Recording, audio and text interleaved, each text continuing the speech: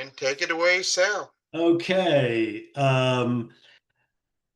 I we've looked at the two monsters that um, created the world wars and what came out of that.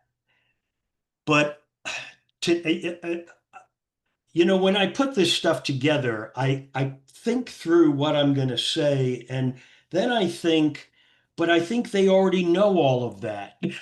So it may be somewhat repetitive, or it could be something that you might even find is really remote. But uh, when we look at what happened in the world wars, in the 19th and the 20th century, which was really one huge bloodbath, it created a cloud over the world and certainly over America as to this horrible experience that, you could call it a post-traumatic stress disorder or whatever, but for at least through my lifetime, um, hovering in the background has been World War II. Go to the movies, what do you see? It's a movie about World War II. Watch a movie on TV, it's going to be about World War II. If you watch the programs on TV through the week, there'll be three or four about the war. So wherever you go, this was the topic that was lurking in the background.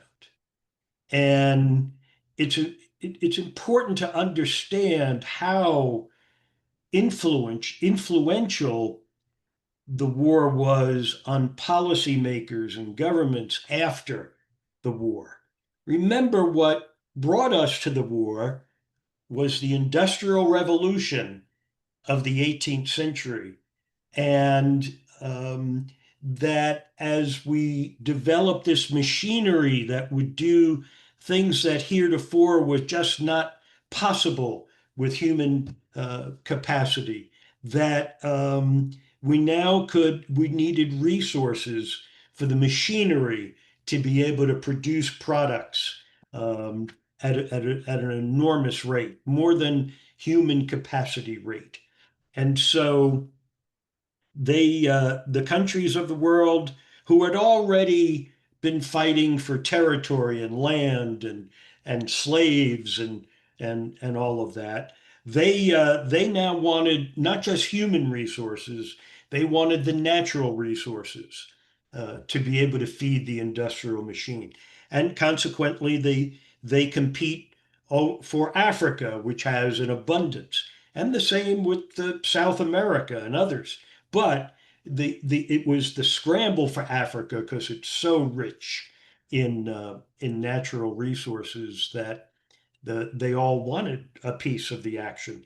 And they knew they were heading to war, and they tried to do things to fend it off, such as the Berlin Conference or the alliances that they formed that were somehow going to provide a speed bump before they get engaged in warfare.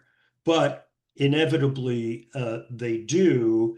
And when you get to what was at the heart of World Wars I and World War II, it was the natural resources that were For them. essential For for them. industrialization to succeed. Um, and when the war it was over and everything is in ruins, it is in rubble. The death and destruction is appalling. Um, that we come out of there, and people who had benefited from the system before feared that they might lose their system. And so what their priority was not so much how do we learn how to live together so we don't kill each other in world wars. The objective was how do we retain the business operation that we had before and continue on afterwards. Mind you, at the end of World War one of the biggest events was that Russia becomes a communist country. And uh, mind you, Russia near the end of World War One was decimated. They couldn't keep up with it economically. They were losing lots of troops. They didn't have the weaponry to fight, and so they were terribly demoralized. And so their army just walks off the battlefield. And when they get back home, people are like, look, we've got to have something different. I don't care what it is, just let's not have more of the same. And so they succumb to the appeal of Lenin, who's offering something different. Do they know what it is? No. Does he know what it is? Not really. And so he introduces this communist government, and communism sends shockwaves through the Western world. Uh, and so they uh, pulled together their experience from the World War, particularly in intelligence, as to how, because intelligence was so valuable. They created this intelligence apparatus that was separate and distinct from the military might. That here is this intelligence apparatus that operates underground, covertly, secretly, and it becomes an operational arm of the US government. They are operating underground so that the public is not aware of what's going on, um, but they are sabotaging other governments. They are perpetrating assassinations. They are, really uh, a huge influence on the New World Order in the post-war. Remember, before the war, everything was colonized. Come to the end of the war, those colonies are rebelling for independence. They're looking for independence from the people who had been benefiting from extrapolating their natural resources and using it for their industrial processes. And so, who do they look to give them help? They look to those who are leaning towards communism or are already communists. So they look to the Russians for assistance in overthrowing the colonial regime. So what quickly emerges is a conflict between concepts of governance. Is the role of government to serve the common good, or is the role of government to be able to provide the infrastructure for wealthy people to get ever more wealthier so that they can create whatever their businesses are that will trickle down to the masses? So those are the two concepts that are at war. We think of it as communism versus capitalism. I think that's that does not help in understanding these conflicts and what went on. It was really a sense that we have to fight the communists because remember, Hitler was leading the National Socialist. So Nazism, communism, socialism get painted with one brush. And so there was a vision that communism was going to be dictatorial and no rule of law, that kind of thing, sort of like what we have today.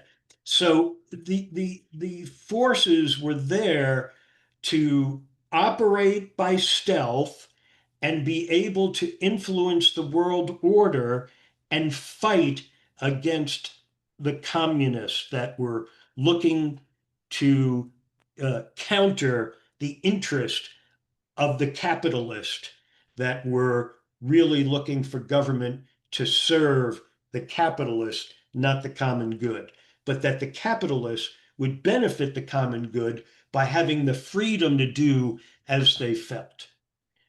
Well, that all brings us to Argentina. um, I'm sorry, to Chile. Well, also happens in Argentina too. But what we have in Chile is a democratic government has been in operation for about 100 years. And remember, their lands were invaded by the Europeans, Christopher Columbus and his gang, the same as North America was. And those lands were inhabited by the people who migrated from Siberia 20,000 years ago and occupied those lands. And so the European invasion that impacted America, our America, United States of America, also impacted South America. And so you had the very wealthy and the very poor. Those who were given land grants by Spain to settle in Chile were members of the Encomienda. They were the upper class who were given land grants to stake out Spain's claim on the lands of South America. So what happens, though, is along the way they become democratic. Again, you have the residual from the past, very rich, very poor. Along comes Salvador Allende, and he's going to introduce a more socialist type of government. Now, it's important to understand when we say socialist government, communist government, democratic government, these things have been defined by people who have an agenda, who want you to see them in different ways. So there's a sense that if it's a communist, all communist governments are the same. All socialist governments are the same. All democratic governments are the same. That just isn't true. There's not a specification that all of these governments have to follow. They differ dramatically. So what might be a communist government in Chile may not be the same communist government that we might find in Moscow.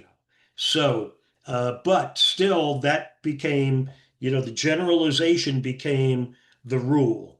And so when Allende is up for election again, and he's implementing this socialist type of government, Richard Nixon says no. That will not stand.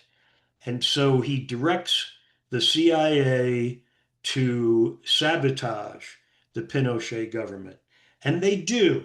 They first attack the military by orchestrating the murder of General Schneider, who was loyal to Allende. They then are looking for who might follow Rene Schneider so that they will lead a coup d'etat and throw Allende out. And so and Pinochet was not a particularly vocal political guy in any way, but he was an opportunist. And when the opportunity came his way, he took it. First, though, I have a video that I had planned to show only in the last class when we talk about Putin. However, I decided I'm going to show it at the beginning of this class because I think it highlights World War II in a way that I find very effective. I plan I'll show it again when we do the class on Putin, because I think it's important to understand the price that was paid in that war. And we'll begin with American soldiers.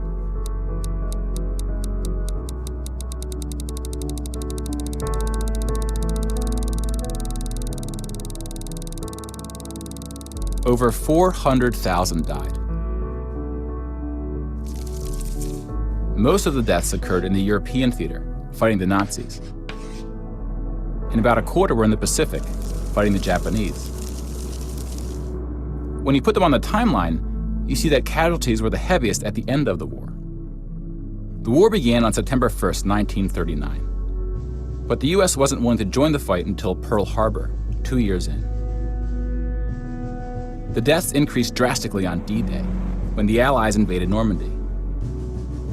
One of the most tragic moments of the war was on D-Day at Omaha Beach, where 2,500 Americans fell. So about the same number of U.S. soldiers died on this single beach landing as the entire 13 years of the recent war in Afghanistan. The bloodiest battle in the Pacific was Okinawa, which lasted 82 days, during which 12,500 Americans died. About 5,000 of these deaths were at sea from kamikaze attacks. Now let's look at some other countries, starting with Europe.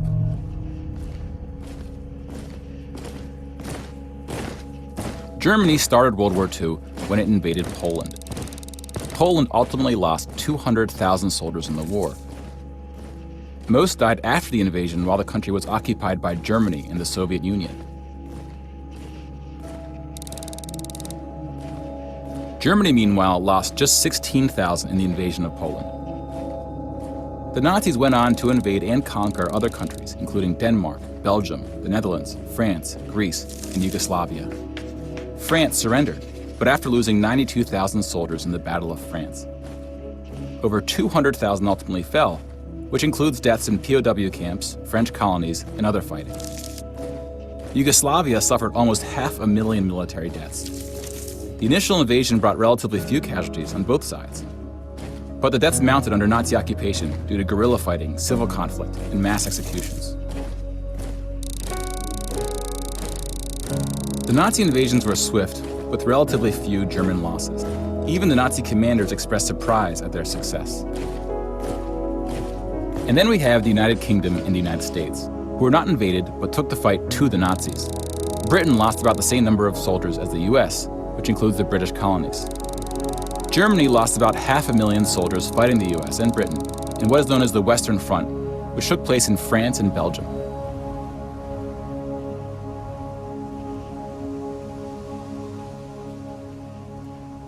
But most Nazi soldiers died in the Eastern Front, Germany's unsuccessful invasion of the Soviet Union. The numbers are staggering.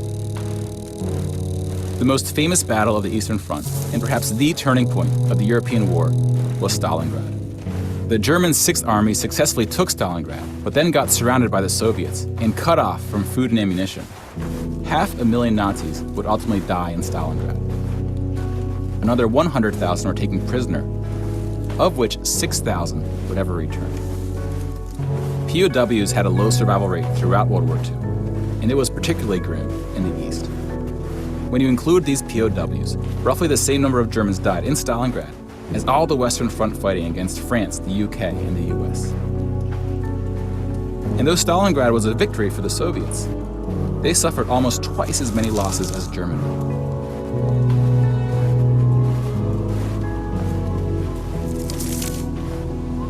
The Soviet Union would eventually defeat the once unstoppable German army, killing 2.3 million Nazi soldiers.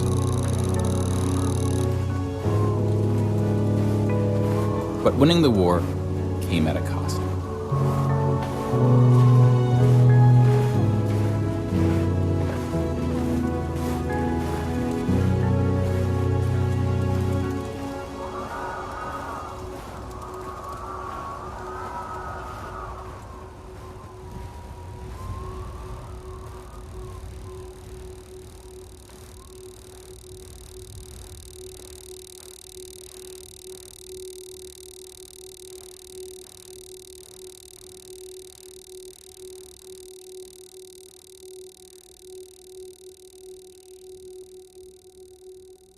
$8.7 million is the official tally by the Russian military, a hotly disputed number.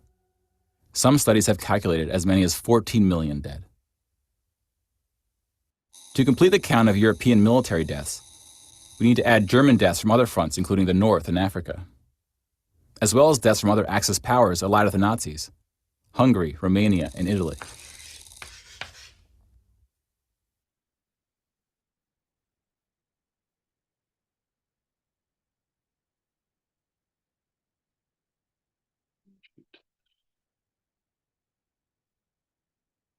And so when we consider Russia today, I think we must consider that World War II experience and how that has impacted them right up to the modern day. The death toll was enormous. And in coming out of that, the world could look at how can we learn to cooperate with each other and make it a better world, make it where the common good is really the focus of our attention. Or they could look at how do we apply muscle so that this doesn't happen again, so that we have power over the others. And so it was, do we take the soft approach or do we take the hard nose approach? And as we look at the post-war history, there are signs of the soft approach and making, you know, uh, life better for people. And we can see that through much of Europe that has happened. But we can also look at places where it was purely going to be, we need to build more muscle than everyone else so that they won't mess with us. And so these two competing visions for the world emerge, and we kind of relate to it as the Cold War. Um, it's also important to understand that the people who really wanted that muscle approach were the industrialists, the people who wanted to take advantage of this new machinery and technology that they could create enormous amounts of wealth. And one of the things that they learned, one of the values of strongmen, is that if they took the soft approach, then they would have to appease not only the head of government, but all the people that lived in those lands. And that was, wait a minute, we have to give up too much if we're going to live in a cooperative society where everybody has an opportunity to, you know, better themselves and aren't oppressed. Then you know we just don't want it. We're not going to do that. What we want to do is get a strong man in power. This is the corporate industrial side who's working in tandem in many ways with government. But what they want is if I can simply make this small group of people in these countries, the strong men in their apparatus, if I can make them wealthy, then I don't have to care about all the rest. The strong men will use their muscle to keep the rest of the population under control. You know, the evidence of it, we're going to look at Mobutu next week, and he's a key example of that. Saudi Arabia, the distance between rich and poor, and so they lead the world in the distance between the rich and the poor. So understand, the strong men in power are going to get a lot of the riches, but their claim to fame, their claim to power is the protective edifice that will keep control over the masses of the population. And that works for a while up until the point where you get the 9/11 hijackers gathered together in a mosque in Hamburg, Germany, and they're so frustrated and they believe, yes, we have to get rid of Hosni Mubarak, but we got to get to the head of the snake. And the head of the snake is American capitalism. So here in Chile in 1973, Augusto Pinochet comes to power.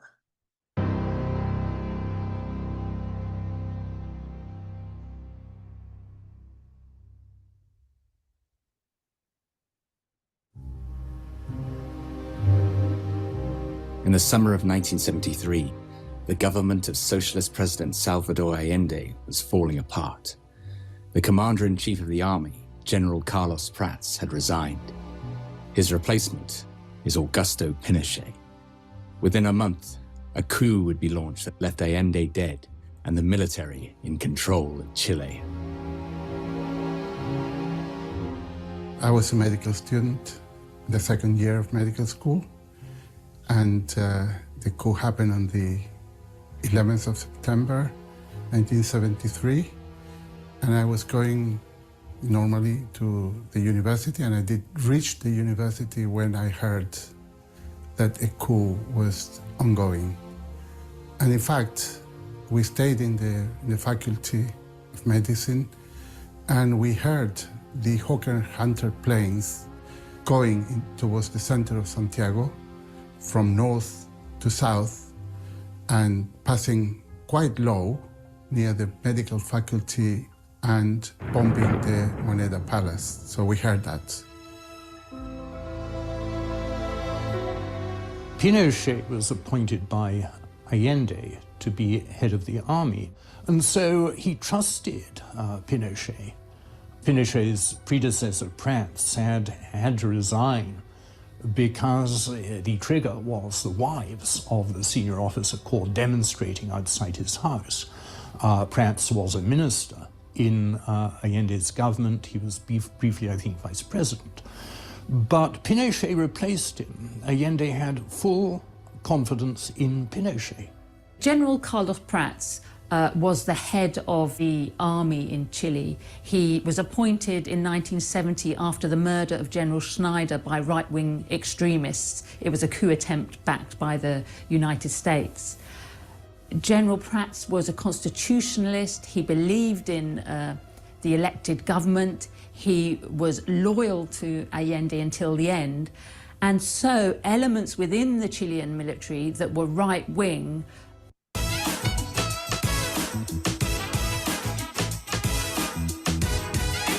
were opposed to him. They thought he was a block to any attempts to organise a coup.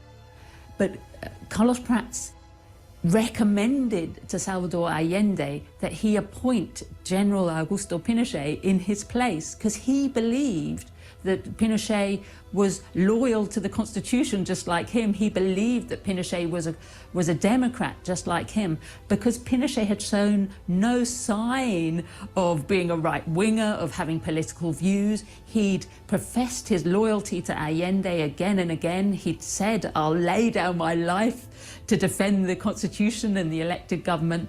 So Carlos Prats recommended Pinochet as his successor, and so in August 1973, Pinochet became Commander-in-Chief of the Chilean Armed Forces.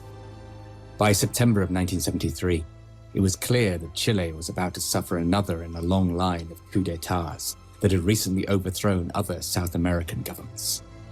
After his recent promotion, Augusto Pinochet had to decide if he was in or out in the overthrow of his new boss, Allende. And the Central Intelligence Agency played a critical role in convincing him to perpetrate the coup. Pinochet must have been thinking about what to do in the situation of increasing instability, increasing violence, and a sense of paralysis with the government. And so I don't doubt that he was considering his options. And although he himself in his memoirs afterwards discussed planning seditious activity long before the coup, there's no evidence of that as yet. You know, CIA documents from the time say that he was apolitical during Allende's government. I think one document refers to his wife and son being pro-coup, but not Pinochet himself. And this is why I suspect he was actually an opportunist.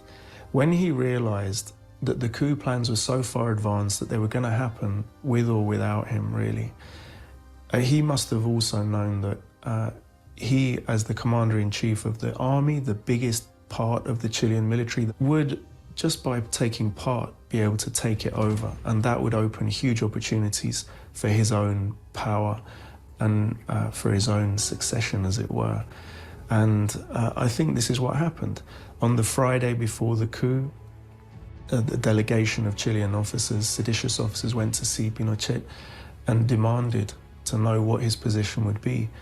They'd been demanding for some time, and it was only on that Friday that Pinochet gave an indication that he would support them. And the coup happened, 4 days later. So when the coup started to unravel in the morning of September 11 in 1973, many different events started to unfold, and Allende learned pretty quickly about what was taking place. So the first movements were in the morning, 6, 7 a.m., and the Navy started to retreat some of their exercises that they were going to implement that day, and it became clear for everyone that something was happening. Salvador Allende pretty quickly gathered everyone who was working at La Moneda Palace, so the government palace, and he asked them to leave the building. Then he just stood there trying to resist. So he said he was warned that a military coup was going to take place. So he was offered the possibility of surrender and leaving the position of president, and he said no, that he had a democratic mandate from the people to be president, so he was going to stay there to fulfill that commitment. And then, well, the rest is history, like they say a little bit, but basically he committed suicide when the military was bombing the government palace. Salvador Allende killed himself with a gun given to him by his friend Fidel Castro. His family managed to escape to exile in Mexico. The coup had succeeded, and the heads of the Chilean Navy, Army, Air Force, and National Police comprised a new junta that ruled over Chile. But it was Augusto Pinochet who emerged as the supreme ruler of all. The Moneda Palace in Santiago. There's more than enough evidence of the battle for the takeover of that palace, destroyed by remarkably accurate pinpoint bombing by the Chilean Air Force. But now the military regime has a harder task. Having won the battle for the palace, they have to win enough political support to stay in power. And that means they must try to convince those who supported Dr. Allende that they shouldn't have done so. Salvador Allende's presidency had come to a terrifying end in September 1973. But the forces that had led to his downfall had not just come from within Chile, but from even more powerful forces within the world. Salvador Allende was a doctor, a socialist politician. He was determined to improve the lot of the poor in Chile. But by 1970, there was a real sort of thirst in Chile for a change. People liked his call to end inequality, to reduce poverty, to make Chile a fairer society. However, the United States has long thought of Latin America as its sphere of influence, its backyard. And this was the Cold War. All US governments were terrified of the spread of communism and fearful of left-wing governments coming to power in Latin America. Remember, Fidel Castro had led a popular revolution in 1959, and US politicians were determined to prevent another Cuba, another left-wing leader coming to power in Latin America. Henry Kissinger famously said of Chile, "Why should we stand by and let a country go communist just because of the irresponsibility of its own people?" The issue that was raised was whether somebody elected with 36% and, frankly, pursuing policies that we considered hostile to the United States should then do this, be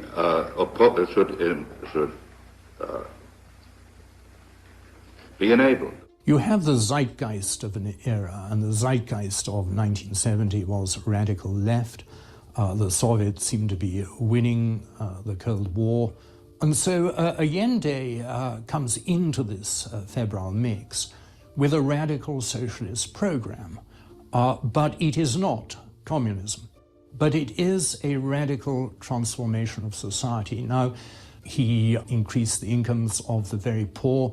He made all education free, universities free, and so on and so forth. What Allende was actually introducing was no more than a North European welfare state, which we have today in all North European countries, this one included. That is all he was doing on that front. And in fact, 45% of GDP was government spending. But that's pretty much the norm for North Europe today. In fact, it's quite considerably less. The vulnerability, I think, and the dogmatic part of it, the ideological silliness, was the program of mass nationalization and confiscation, because by doing that, you alienated America, amongst other things.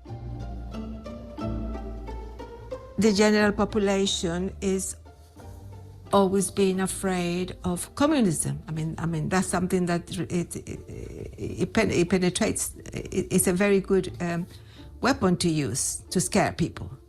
It's going to be communist or communism, and so it's easy for them to do that and to say, oh no, it's going to be a socialist country, and people tend not to understand the differences sometimes.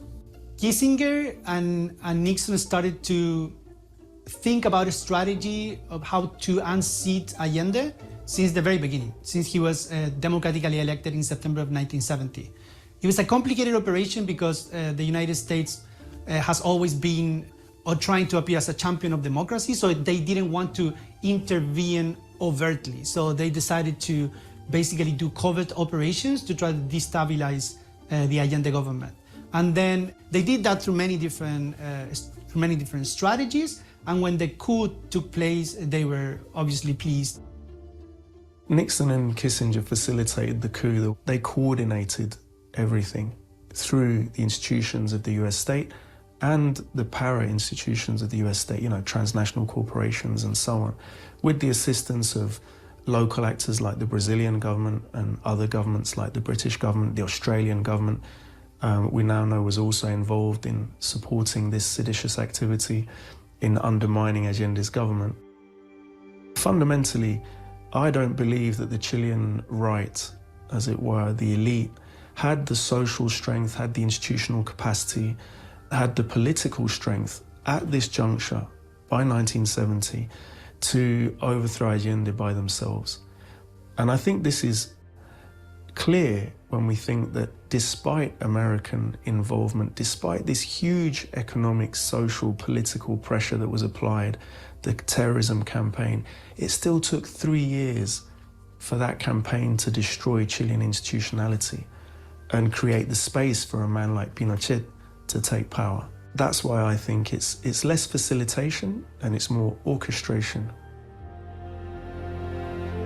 Once the coup d'etat was successful, the notorious caravan of death descended upon Chile. This Chilean army death squad carried out dozens of summary executions, whilst thousands more were arrested, imprisoned, tortured, and disappeared. We were detained by the police and taken to the Ministry of Defense and, treated quite roughly, and eventually to the National Stadium, where they were concentrating people from all parts of Santiago. And heard lots of shots and people being, we didn't know because you only heard the shots. We didn't know if they were killed or they were doing it just to frighten us. We didn't know at that time. Later we learned that some people were killed in the National Stadium. That was the situation.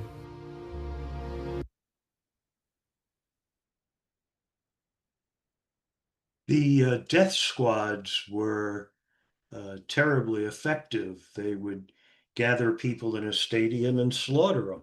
And then they'd bury them wherever they, it was like a mob scene that would take place in mass graves. And so what I think Pinochet represents is the muscle that is used by the strongmen over the people to keep them under control.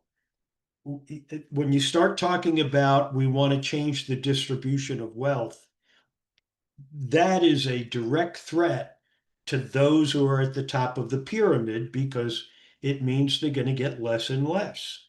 At least that's the perception. And so Pinochet goes on for many years, and he his atrocities are uncovered, documented, written about. He is charged in the International Criminal Court, and they issue arrest warrants for him, and so Spain. He travels to Spain, and in travel he's able to be arrested. I think he was arrested in London, but it's to bring him before the court, the international court, and have him be held accountable, just as we had seen done in the class on the Balkans that were done to the leaders of that horrific event. Anyway, so but Pinochet, he manages to go on for a very long time. 50 years later, we have Chileans protesting. His government has started to lose power. The population is rising up against him, and protests are taking place. The majority of demonstrators remained peaceful, but some raided supermarkets and rioted in metro stations. Yo creo que el papel de las protestas es bien importante porque la movilización. The role of the protests is very important. The social mobilization was a massive, all-encompassing protest, without political parties or organizations in charge. It was a spontaneous act of the people. Soon, hundreds of thousands took to the streets. By then, it was about much more than just the cost of public transport. It was about reforming the health system, education, the rights of women, minorities, and indigenous people. The protests lasted for months. The entire system was in question, with calls to end the Pinochet-era constitution.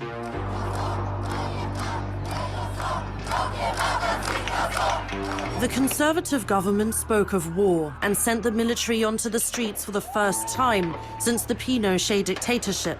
A state of emergency was declared in Santiago.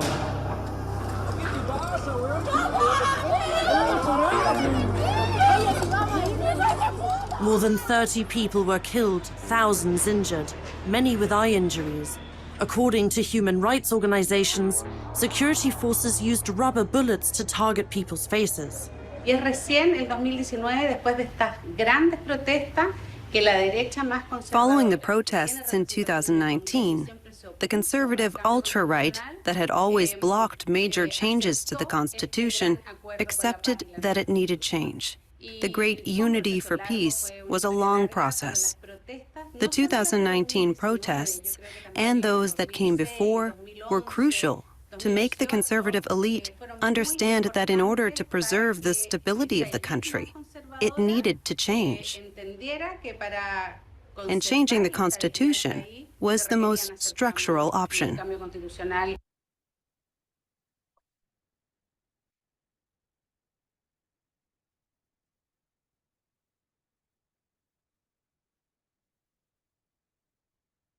The current economic model is a legacy of the military dictatorship under Augusto Pinochet.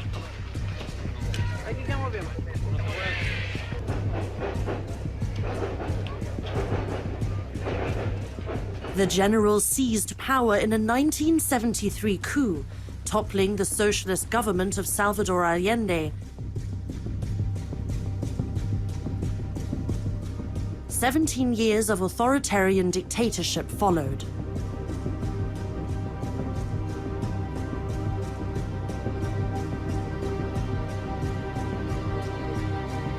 More than 3,000 people were killed or disappeared under Pinochet's rule.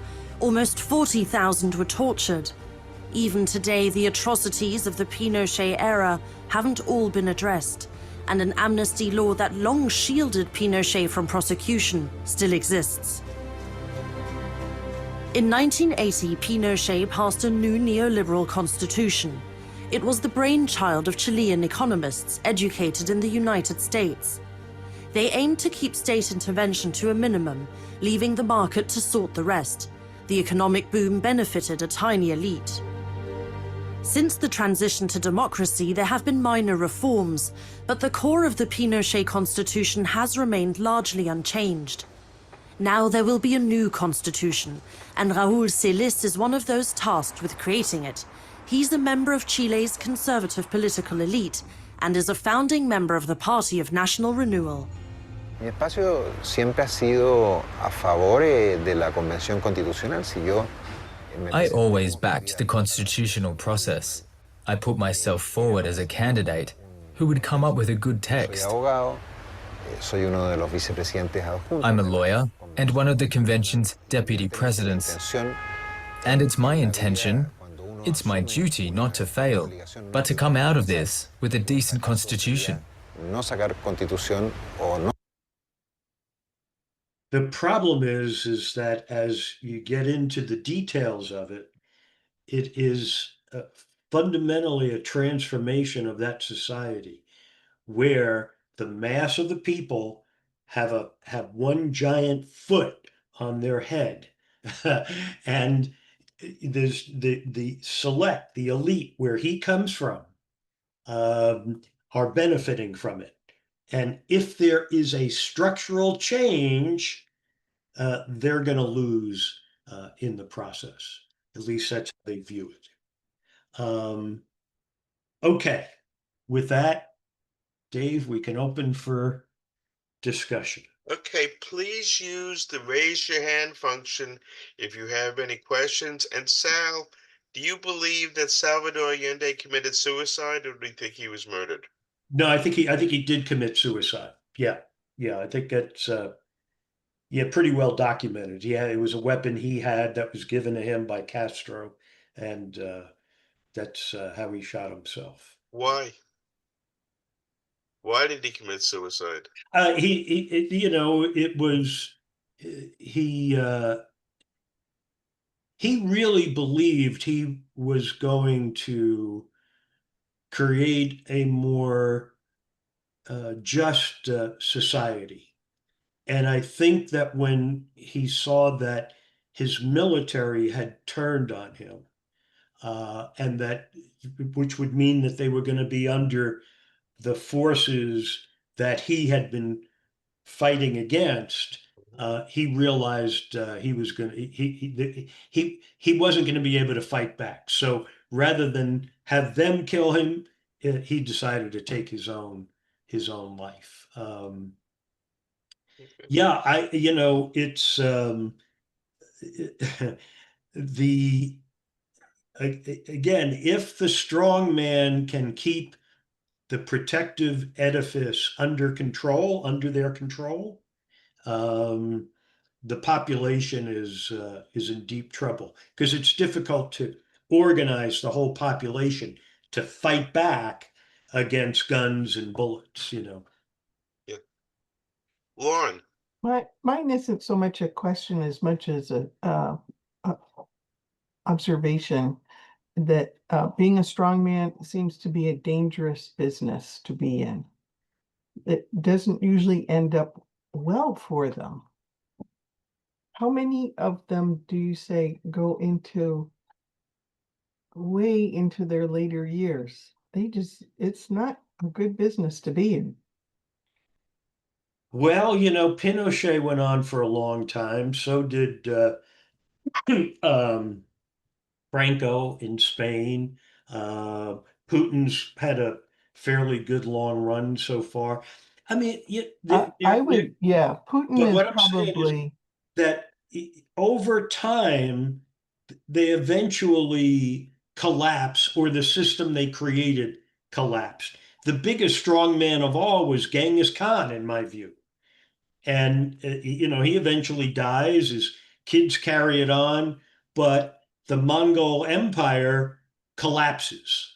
But it takes a very long time in most cases for that to happen. And one of the reasons I wanted to talk about World War II is that I'm going to send out with my class notes a link to a video on Amazon, which talks about Europe, particularly Germany, post World War II.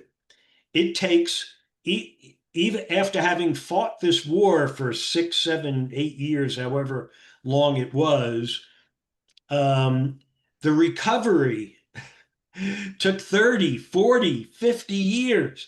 Some parts of Europe are still recovering. So it is, the impact of a strong man. Look, I mean, you can see Trump now tearing down the White House.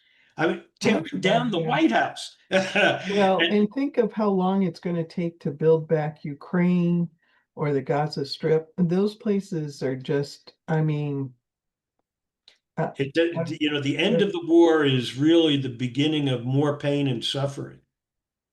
Unfortunately. Yeah, but the leaders themselves eventually seem to burn themselves out. They burn too brightly or something, but eventually it seems like they just, and nobody's going to put up with that anymore, and they're out. Well, yeah, again, if you utilize the tools of propaganda, social psychology, communications, you can get the populace to get behind bringing a strong man to power.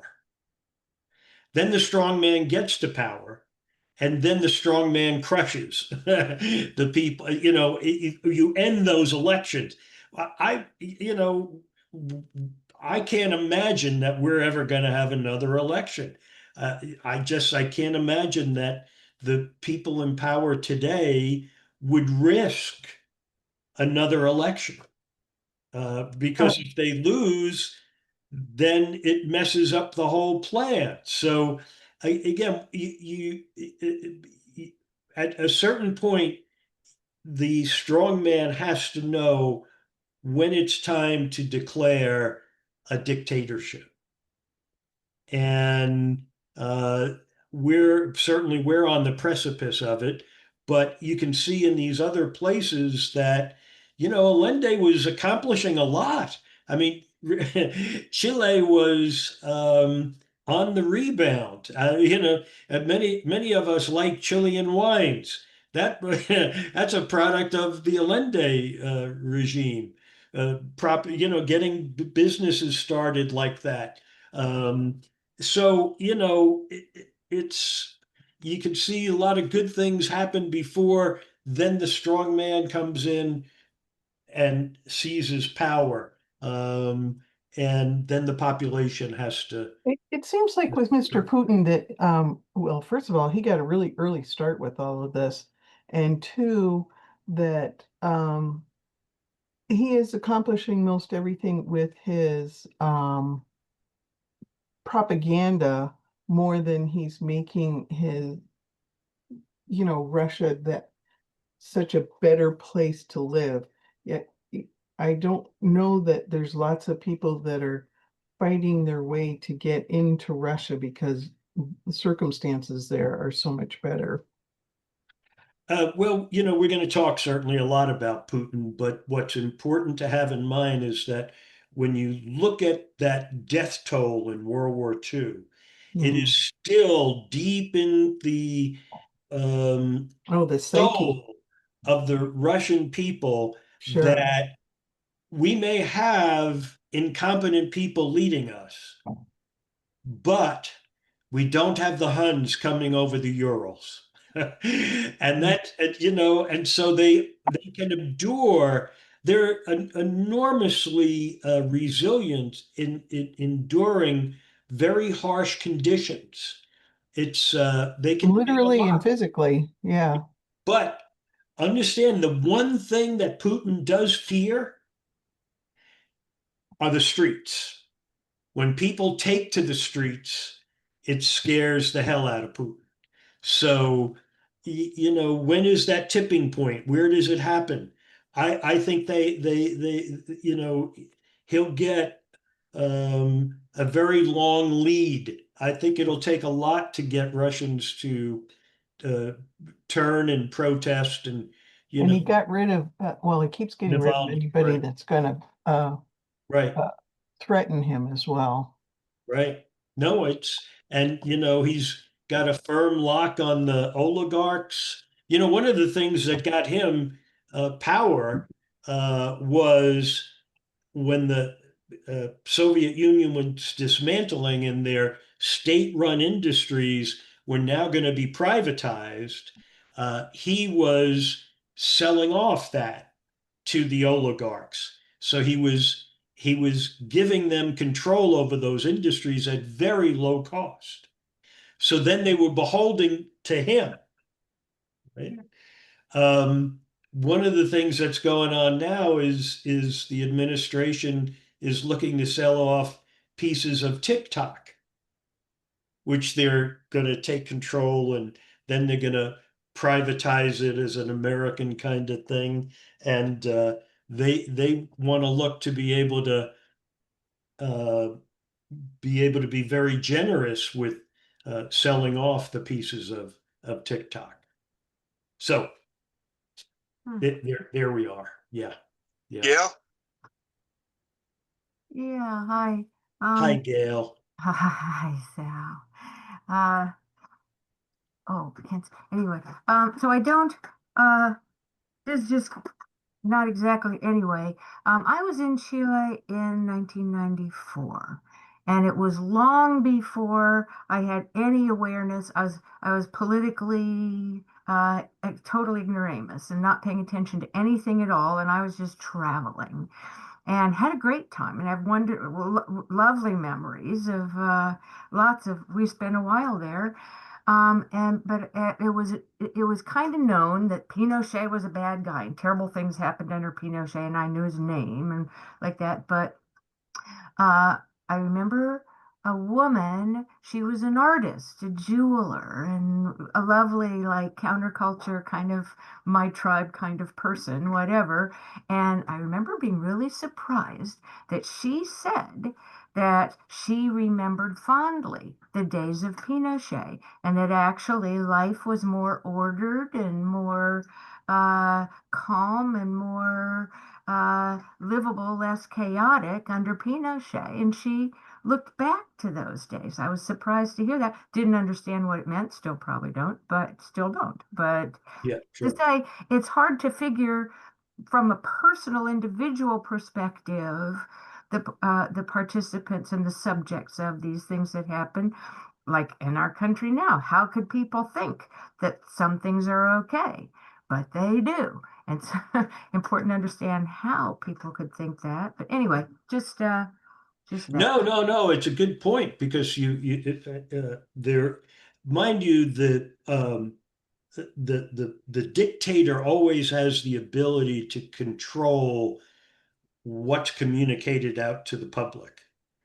So, and there's going to be opportunities for people in the public to go about life in its daily existence, right? I mean, they operate the local store or whatever and remain oblivious to what's going on around you and really be unaffected. Chile did have economic struggles during Pinochet's reign of terror, but it wasn't. I mean, for people, it's interesting to me when I look at Russia, and they, were a very dictatorial control state. And first, what's interesting is I went there, first time I went there was as part of a delegation to talk about security with them.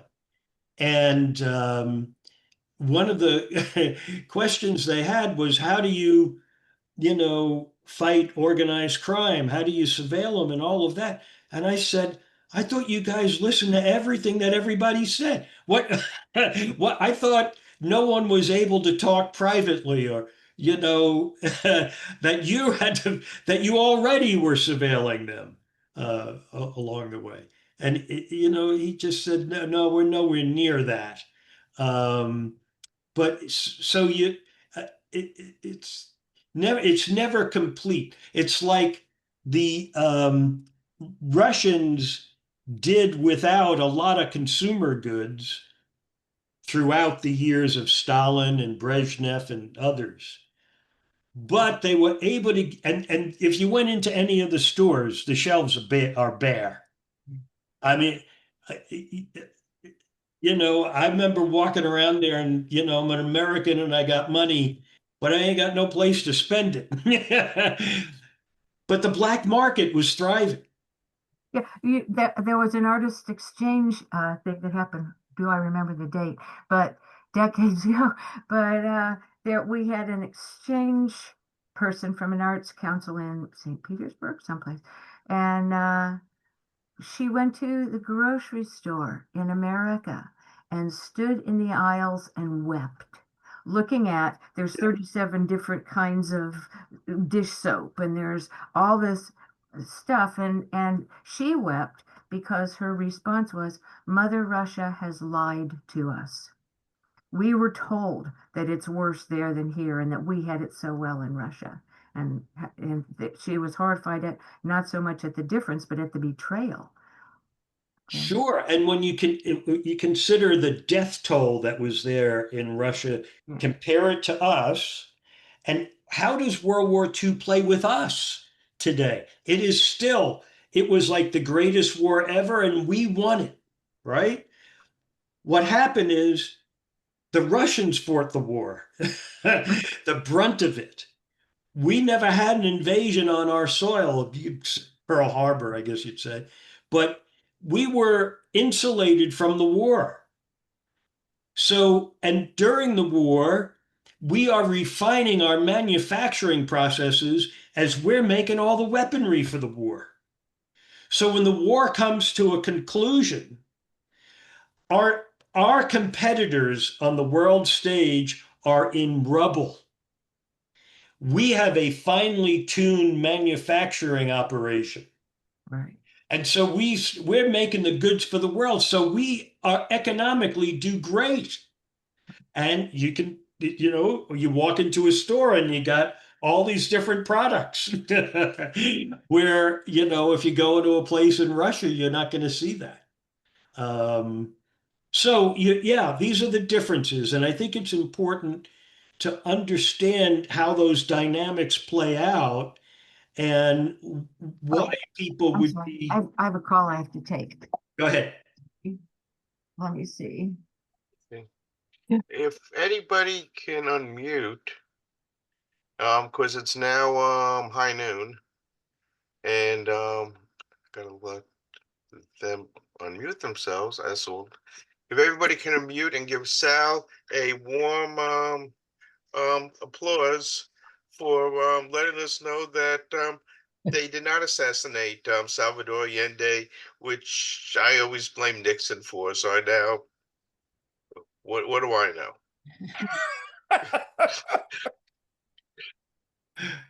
But thanks, Sal. Really appreciate it. Thank you. Thanks, Sal. Yes, Thank you. Sal, did you want to give us a little update for next week? Next week? Next week we'll have another class. No, there you go. It's all settled. Next week we're going to look at Mobutu Sese Seko, who took over power in the Congo. This is the land that King Leopold decimated, genocidal murders of people.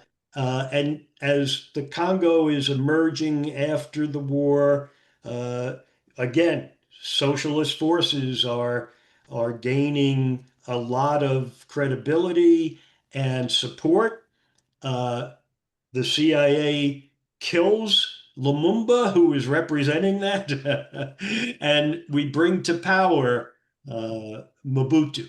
And so once again, you'll see a strongman who's there because of our covert actions to fight communism.